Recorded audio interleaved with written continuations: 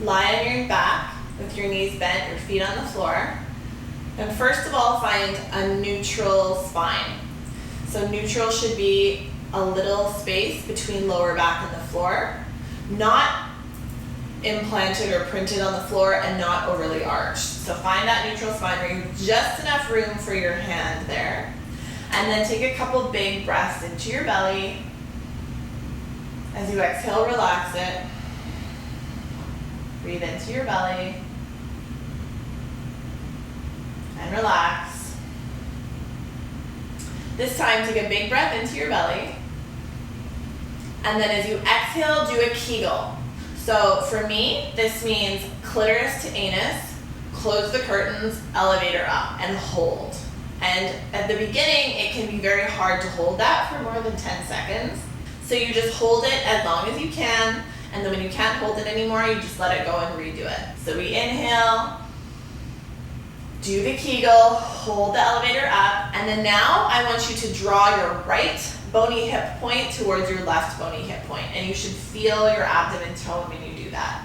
So take your fingers softly to those two bones in the front of your pelvis, take them inside a couple centimeters, and then think about drawing your right hip towards your left hip, and this requires a lot of practice, but when you do it, you should feel tone come to the low belly there.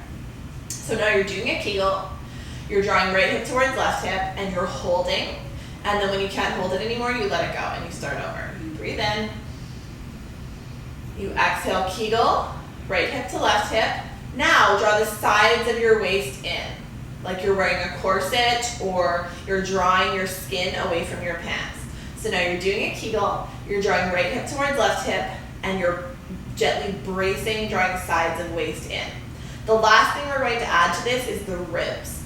So often when we do abdominal stuff, especially for women, the ribs cage will flare and pop up. So we want to draw it down and in. So start all over. Take a big breath in.